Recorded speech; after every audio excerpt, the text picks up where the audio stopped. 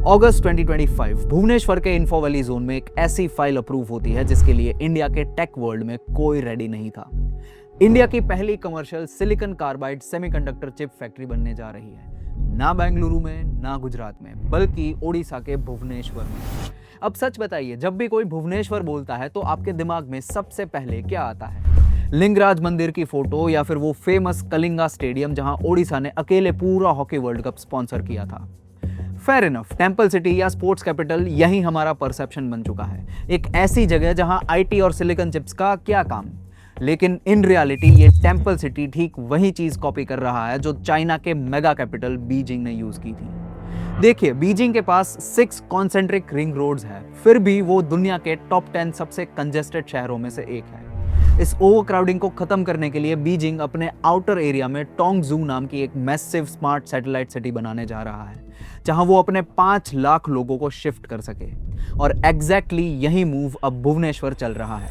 1946 में इस शहर को सिर्फ 40,000 लोगों के लिए डिजाइन किया गया था, पर आज यहाँ पॉपुलेशन 1.4 मिलियन क्रॉस कर चुकी है। इस चोक को रोकने के लिए भुवनेश्वर अपने आसपास बहुत डेवलपमेंट कर रहा है, ठीक बीजिंग की तरह। लेकिन सवाल यह है कि एक टेंपल सिटी अचानक से इंडिया का सिलिकॉन कोस्ट बनने के जर्नी पर निकली कैसे? आइए समझते हैं। अगर आप हमारे वीडियोस रेगुलरली देख रहे हैं देन डू कंसिडर सब्सक्राइबिंग, क्योंकि आप में से 95% लोगों ने इस चैनल को अभी तक सब्सक्राइब नहीं किया। Our team would be really thankful for it. मैं हूं Jheel and you have already started learning from upGrad. Chapter 1, the soft power. चलिए इसे समझते हैं वहां से जहां से इस मास्टर प्लान की शुरुआत हुई थी। 1946 एक जर्मन ज्यूइश आर्किटेक्ट ऑटो क्यूएनिग्सबियर्गर, जो खुद नाजी जर्मनी से बचकर इंडिया आए थे, उन्होंने भुवनेश्वर का डिजाइन बनाया। 1948 में जब नेहरू ने इसकी फाउंडेशन रखी थी, तब उन्होंने कहा था कि ये शहर अमीर ऑफिसर्स की बड़ी बिल्डिंग्स के लिए नहीं बनेगा, ये आम लोगों का शहर होगा। और अगर आप थोड़ा और पीछे जाए तो अशोका के 2300 ईयर्स पुराने रॉक्स में भी कलिंगा यानी ओडिशा मेंशन्ड है। एक तरफ 2300 ईयर्स पुरानी हिस्ट्री है और दूसरी तरफ दुनिया की सबसे advanced silicon chip technology.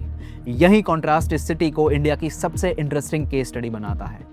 But the question is कि आज एक बड़ी ग्लोबल टेक कंपनी इंडिया में अपनी बड़ी ऑफिस खोलने से पहले ये भी देखती है कि उनके टॉप टियर इंजीनियर्स वहां रहना चाहेंगे या नहीं। और ठीक यही वो पॉइंट है जहां भुवनेश्वर ने अपना one of the most bold move चला। भुवनेश्वर ने पिछले कुछ सालों में एक ऐसा सॉफ्ट पावर बनाया जिसका गोल है बेंगलुरु और मुंबई के फ्रस्ट्रेटेड टेकीज को पोच करना, चुराना।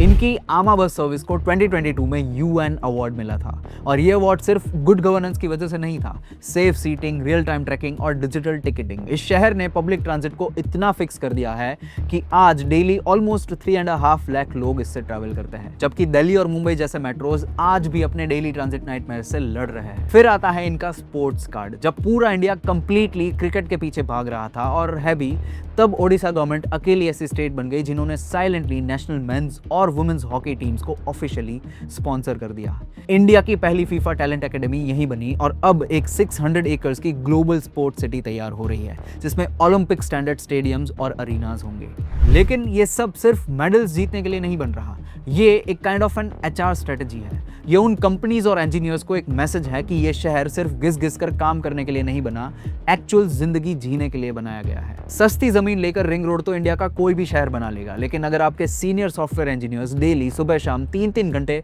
ट्रैफिक में सड़ रहे हैं, तो फिर आपने टेक हब नहीं, एक गाड़ियों का पार्किंग लॉट बनाया है। Chapter 2, the brain bank. Now coming to the question जो आप भी सोच रहे होंगे कि सिर्फ अच्छी लाइफस्टाइल देकर आप ग्लोबल कंपनीज को नहीं बुला सकते, उन्हें टॉप टियर टैलेंट भी चाहिए।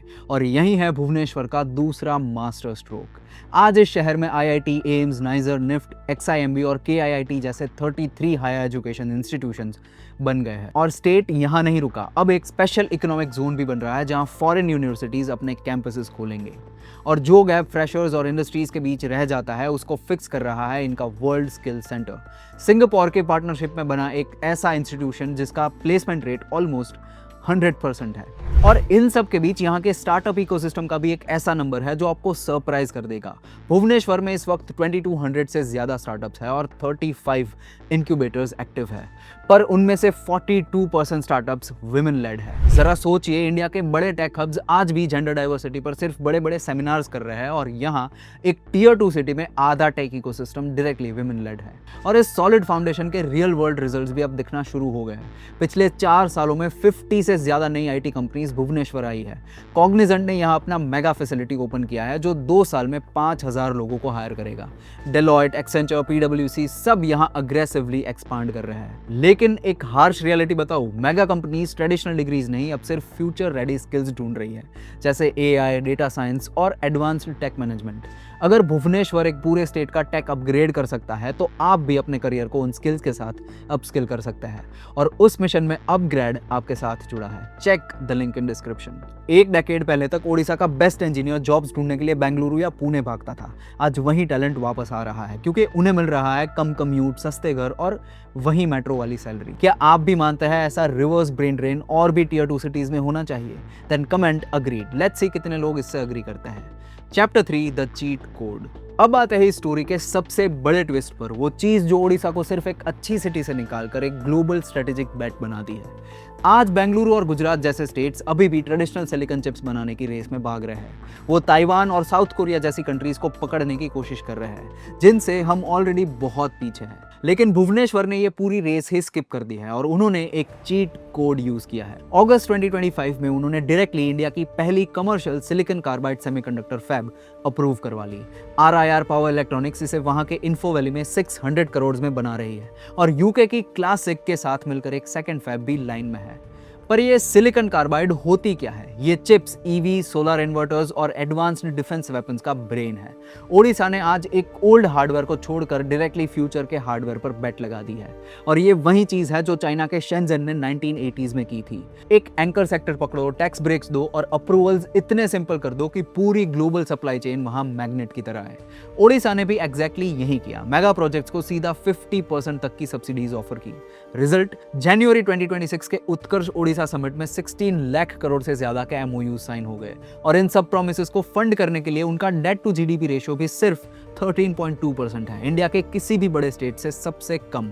But as I always say, बड़ी बड़ी पॉलिसीज, सब्सिडीज और $100 बिलियन के प्रोमिसेस पेपर पर बहुत अच्छे लगते हैं, लेकिन जब नेचर का सबसे हॉरिबल स्टॉर्म हिट करता है या जब रियल फार्मर्स से फर्टाइल जमीन छीनने की बारी आती है, तब इन पॉलिसीज का असली ट्रस्ट टेस्ट शुरू होता है। और ग्राउंड रियलिटी के इस टेस्ट में ओडिशा का जो ट्रैक रिकॉर्ड रहा है वो आपको शॉक कर देगा।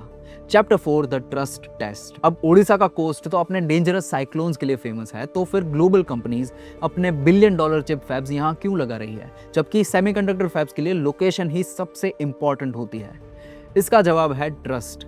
1999 में ओडिशा के कोस्ट पर एक सुपर साइक्लोन आया था जिसमें 10,000 से ज्यादा लोग मारे गए थे, लेकिन उस डिजास्टर के बाद इस स्टेट ने जो कमबैक किया वो हिस्ट्री है। 2013 का साइक्लोन फैलीन हो या 2019 का फानी, ओडिशा ने 10 लाख से ज्यादा लोगों को इतनी स्पीड और एफिशिएंसी से इवैक्यूएट किया था कि डेथ टोल 100 से भी कम रहा, यानी 0.01।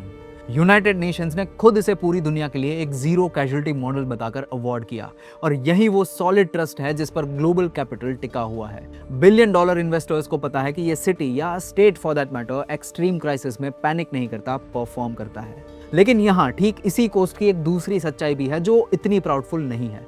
ईयर 2005 साउथ कोरिया की मेगा कंपनी पॉस्को ने ओडिशा के साथ $12 बिलियन का डील साइन किया। उस वक्त तक का इंडिया का सबसे बड़ा FDI अनाउंसमेंट था, एक बड़ी स्टील प्लांट के लिए। लेकिन इसके लिए 4000 एकड़ फर्टाइल लैंड चाहिए थी जहां 20,000 से ज्यादा लोग जनरेशन से फार्मिंग कर रहे थे। 12 ईयर्स तक लगातार प्रोटेस्ट हुए, पुलिस एक्शन हुआ, गांव के अंदर दुश्मनी बढ़ी, पॉलिसीज बदली और आखिरकार मार्च 2017 में पॉस्को पूरा प्रोजेक्ट छोड़कर चला गया।